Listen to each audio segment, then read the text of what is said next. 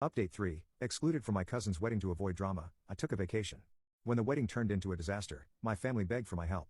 You need to help pay for this. That money for a vacation instead, which was exactly what I told them I was going to do. Then I asked the question that nobody wanted to answer.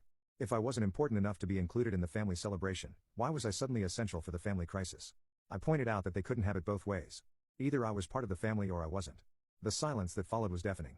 My mother tried to interrupt, saying this wasn't the time or place for this discussion, but I wasn't finished. I told them that I'd learned something important during my vacation. I didn't need their approval or inclusion to be happy.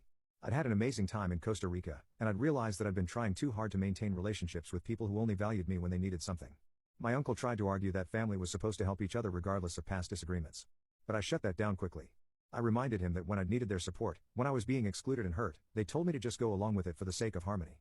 Now that they needed my support, suddenly, family loyalty was the most important thing in the world. Update 2. The confrontation at the barbecue changed everything. Word spread quickly through the extended family about what had happened, and opinions were divided.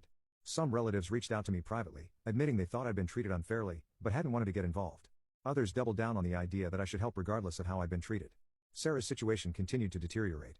Her husband had promised to get help for his gambling addiction, but within 2 weeks of the wedding, he disappeared for 3 days and come back having lost another $5,000. Money Sarah had given him from her own savings to help pay bills. She finally filed for separation and moved back in with her parents. The irony was thick.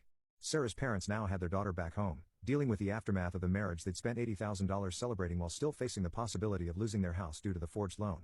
The son-in-law they'd welcomed into the family had vanished, leaving behind only debt and legal problems. My aunt made one final attempt to get money from me. This time, taking a different approach, she came to my apartment alone without the rest of the family and tried to appeal to me personally. She apologized for how I'd been treated regarding the wedding, admitting it had been wrong to exclude me. She said she understood why I was hurt and angry, but begged me to consider helping anyway, just this once. I listened to her whole speech, and I could see she was genuinely desperate. But then she said something that revealed she still didn't really understand the situation.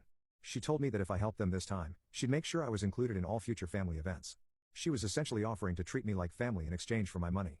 I explained to her that being treated like family shouldn't be conditional on my financial contributions.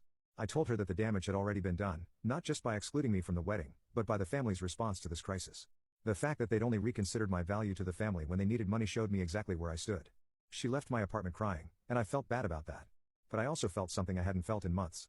Peace. I'd finally stopped trying to earn my place in a family that had already decided I was expendable. Update 3. 6 months later, the dust has finally settled and the aftermath is exactly what you'd expect.